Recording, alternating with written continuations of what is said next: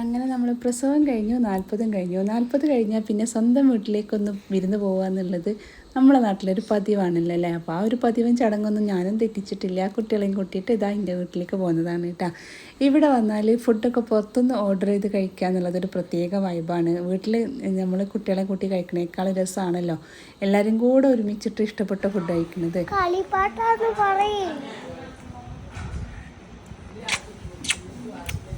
നമ്മൾ ഫുഡ് കഴിക്കുന്ന സമയത്ത് കുഞ്ഞിനെ ഇതാ അവിടെ ബെഡിൽ കിടത്തി കൊടുത്തതാണ് കേട്ടോ. അനിയത്തിൻ്റെ മോള് ഞാൻ നോക്കിക്കോളാം എന്നൊക്കെ പറയുന്നുണ്ട്. ഒറ്റയ്ക്ക് അങ്ങോട്ട് നോക്കാൻ ഏൽപ്പിക്കാൻ പറ്റിയ പ്രായമൊന്നുമല്ല, എന്നാലും അവൾക്ക് കുഞ്ഞിനോടുള്ള ഇഷ്ടം കാണിക്കുകയാണ് കേട്ടോ.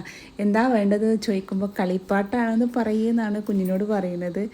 അങ്ങനെ അന്നത്തെ വിശേഷങ്ങളൊക്കെ തീർന്നു. പിറ്റേ ദിവസം രാവിലെയാണ്. ഇത് ചെറിയ അനിയത്തിൻ്റെ മോനാണ് കേട്ടോ, മോൻ എടുത്തുകൊണ്ട് നടക്കുന്നത്. ഇവനായിരുന്നു നമ്മളെ വീട്ടിലെ കുഞ്ഞു കുട്ടി. അപ്പോഴാണ് ഈ ഒരു ബേബിയും കൂടെ ആയത് കേട്ടോ. എന്തായാലും മാഷാ അല്ലാ വീട്ടിലിപ്പോൾ കുഞ്ഞു കുഞ്ഞു കുട്ടികൾ ഉണ്ട് കേട്ടോ. നല്ല രസമാണല്ലോ ഈ ഒരു പ്രായത്തിലുള്ള മക്കൾ വീട്ടിലുണ്ടാവുന്നത്. ഇവരെ നോക്കാൻ കുറച്ച് ബുദ്ധിമുട്ടാണെങ്കിലും അവരെ ഒരു കളിയിലും ചിരിയിലൊക്കെ നമ്മളെ ബുദ്ധിമുട്ടൊക്കെ നമ്മളങ്ങോട്ട് ശരിക്കും മറന്നു പോവുകയാണ് അല്ലേ. അപ്പോൾ അതാ ഉച്ചക്കത്തെ ഫുഡ് കഴിക്കലൊക്കെ കഴിഞ്ഞിട്ട് വൈകുന്നേരമായിട്ടാണ്. ഉച്ചക്ക് ഇപ്പോൾ എല്ലാവരും കൂട്ടിയുള്ള അതുകൊണ്ട് ബീഫൊക്കെ കൊണ്ടുവന്നിട്ടുണ്ടായിരുന്നു. അപ്പോൾ അതും കുമ്പളങ്ങക്കറിയും പപ്പടമൊക്കെ കൂട്ടിയിട്ട് അങ്ങനെ ഉച്ചക്കത്തെ ഫുഡ് അടി കഴിഞ്ഞു. ഇനിയിപ്പോൾ വൈകുന്നേരത്ത് നമുക്കുള്ള പ്രധാന പരിപാടി ഇതാണ്. റിയമോൾക്ക് ഇവിടെ വന്നിട്ടുണ്ടെങ്കിൽ എപ്പോഴും കൈ നിറയെ മേലാഞ്ചി ഇടണം കേട്ടോ. അത് ദീദി ഇട്ട് കൊടുത്തെങ്കിലേ അവൾക്ക് സമാധാനമാവുള്ളൂ.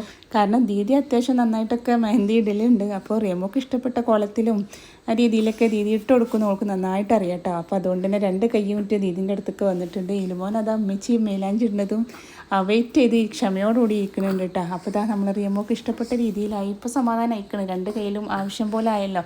എന്തൊക്കെ തിരക്കാണെങ്കിലും എന്തൊക്കെ ബുദ്ധിമുട്ടാണെങ്കിലും അതാ ഈ ഒരു സംഭവം തോണ്ടൽ അവൾ നിർത്തൂല. ഐപാഡ് എപ്പോഴും കൂടെ തന്നെ വേണം കേട്ടോ. അതിൽ ഇഷ്ടപ്പെട്ട വീഡിയോ കണ്ടിരിക്കുക എന്നുള്ളത് ഇപ്പോഴത്തെ മക്കളെ ഒരു പ്രധാന ഹോബിയാണല്ലോ. ഇത് മാറ്റി വെച്ചിട്ടുള്ളൊരു പരിപാടി ഇല്ലല്ലോ അല്ലേ. അപ്പോൾ ഇതാ മൈലാഞ്ചിക്കൈയും വെച്ചിട്ടാണ് ഐപാഡും തോണ്ടി വീഡിയോ കണ്ടിരിക്കുന്നത്. ഇവിടെ വന്നപ്പോൾ ഇതാ ഫോണിൻ്റെ കളി കുറച്ച് കൂടുതലാണ് കേട്ടോ. ഇക്കാൻ്റെ വീട്ടിലാകുമ്പോൾ ഇത്ര അധികം ഫോൺ എടുക്കില്ല. അവിടെ പിന്നെ കുറേ കളർ കൊടുത്തിട്ടും ക്രാഫ്റ്റുകൾ ഓരോന്നൊക്കെ ചെയ്തിട്ടൊക്കെ ആയിട്ട് കുറേ സമയം അങ്ങനെ പോകട്ടെ. ഇവിടെ പിന്നെ ഫുൾ ടൈം ഇത് തന്നെയാണ് പരിപാടി.